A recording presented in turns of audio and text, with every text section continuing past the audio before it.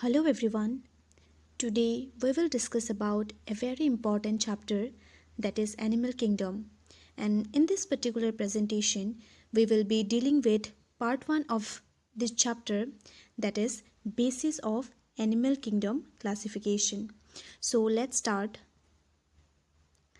So classification of Animal Kingdom is mainly based on the following features, that is mobility of animals, habitat of the animals, level of organization, symmetry, diploblastic and triploblastic organization, the body cavity or the coelom, segmentation, body support and protection, notochord, and at last the mode of reproduction.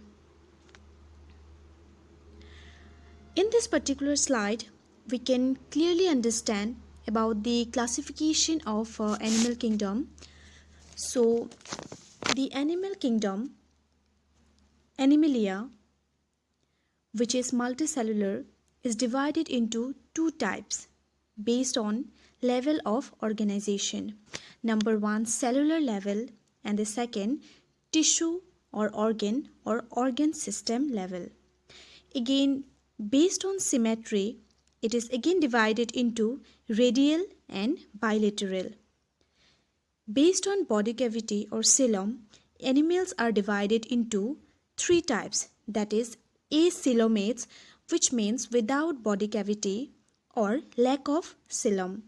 Pseudocoelomates, that is pseudocoelomates means with false coelom, and coelomates, which means presence of a true coeloms.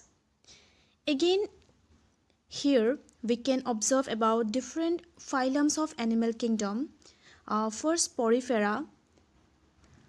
So Porifera, which having cellular level of body organization. Then Coelenterata and Ctenophora, having radial symmetry. Again, Platyhelminthes are included in acoelomates, and Aschelminthes are included in the pseudocoelomates. And from Annelida to Chordata, all are included in the coelomate part. So this is the simplest chart of classification where we will, and all of this classification part we will discuss in details in the next slides. So first of all, animals are classified based on its mobility.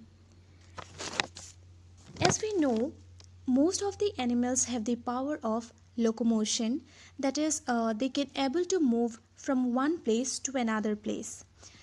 The animals which can move are known as free living, and the animals that are fixed and unstable to move and unable to move are termed as sedentary animals. So, both the types, that is the free living and sedentary animals, are found to modify their body accordingly. Now second, based on the habitat, animals are classified into two main types, that is aquatic and terrestrial. The aquatic habitats may be of two types, that is marine habitat or freshwater habitat. So first, in the marine habitat, the animals have to adapt themselves to deal with the higher concentration of salt. And there are a large number of marine animals, but their structures show extreme diversity depending upon the depth of the water. Again, the freshwater habitat includes rivers, ponds, lakes, ditches. So these all are included in the freshwater habitat. And the animals living in this freshwater habitat are known as freshwater animals.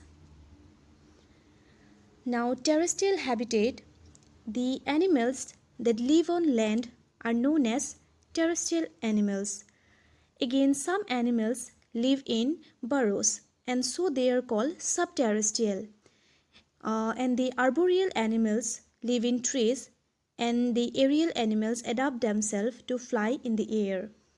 Again, the member of some phyla live on the body of other animals and get shelter and food from that host animals where they are living. So these animals are known as parasites. The parasites that live outside the body or host is known as ectoparasites, and those live inside the body of the host are known as endoparasites. So there are two types of parasites, that is ectoparasites and endoparasites. Now, animals are again classified based on the level of organization. So all members of the Animalia exhibit different pattern of organization of cells. As for example, in sponges, the cells are arranged as loose cell aggregates. That is, they exhibit cellular level of organization. Again, in ciliates, the arrangement of cells is more complex. That is, they exhibit tissue level of organization. And in platyhelminths and other higher phyla, tissues are grouped together to form organs and which exhibits organ level of organization. In animals like annelids, arthropods, mollusca, echinoderms, and chordates, organs have associated to form functional systems, and the pattern is called organ system level of organization.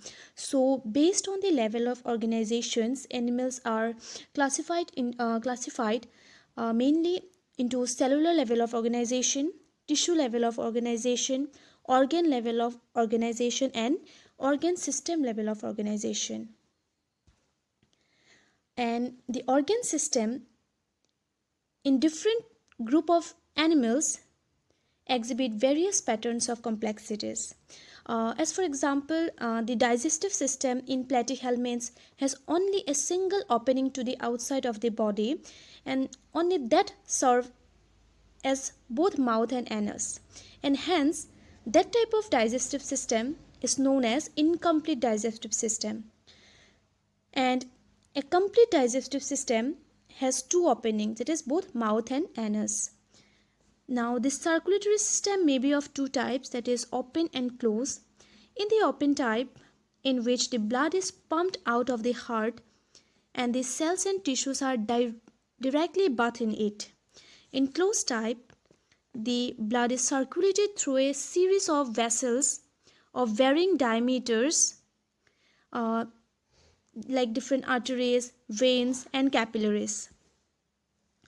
Now, animals are again divided into two types based on their body symmetry. So, the general symmetry of an animal presents two main modifications, that is radial and bilateral. So, sponges are mostly asymmetrical. So, why they are asymmetrical? Because any plant that passes through the center doesn't divide them into equal halves. When any plant passing through the central axis of the body divides the organism into two identical halves, it is called radial symmetry, as you can see in this diagram. So here you can see that any plant that is passing through the central axis of the body divides the organisms into two equal halves. Ciliates and ctenophores and echinoderms show this kind of symmetry. Again, animals like annelids and arthropods, etc., where the body can be divided into identical left and right halves in only one plant, exhibit bilateral symmetry. As we can see in this diagram, that is only one plant can divide the organism into two equal halves. So animal possessing the bilateral symmetry develop the habit of keeping one particular side of the body facing downwards. So the undersurface is the ventral surface. Again, the upper surface is the dorsal surface. Again, on the sides of the dorsal and ventral sides are the lateral surfaces. And we also know that the head end of the body is known as anterior end, and the opposite tail end is known as the posterior end. So again, the animal are divided into different organization. That is, animals possessing two types of organization, that is diploblastic and triploblastic organization. So the multicellular animals develop all the organs and the organ systems of the body from three embryonic germ layers, that is ectoderm, endoderm and mesoderm. So the animals in which the cells are arranged in two embryonic layers, that is an external ectoderm and internal endoderm, are called diploblastic animals. As for example, we can say that sponges and cylindrids. So this is a diagram of diploblastic organization. So in diploblastic organization, there are two types of germ layers are mainly seen, that is the outer ectoderm, this one, and the inner endoderm, this one. So the mesoderm is absent in between ectoderm and endoderm, and in place of mesoderm here present mesoglia in case of diploblastic organization. So here mention an undifferentiated layer, this is mesoglia, is present in between the ectoderm and the endoderm, this one. So those animals in which the developing embryo has a third germinal layer, mesoderm, in between the ectoderm and endoderm, are called triploblastic animals. As for example, platyhelminths to chordates. So this is the diagram of triploblastic organization. So here all the three germ layers are present, that is ectoderm, endoderm and mesoderm. So now, based on the body cavity, that is coelom, the animals are classified into three groups, that is coelomate, pseudocoelomates or acoelomate. So what happened in case of coelomate? The body cavity, which is lined by mesoderm, is called coelom. The animals possessing coelom are termed as coelomate animals. Examples are annelids, mollusca, arthropoda and all chordates. So in case of coelomate animals, they possesses the body cavity. In some animals, the body cavity is not lined by mesoderm. Instead, the mesoderm is present as scattered pouches in between the ectoderm and endoderm, as shown in this diagram. So here the body cavity is not lined by mesoderm. Okay.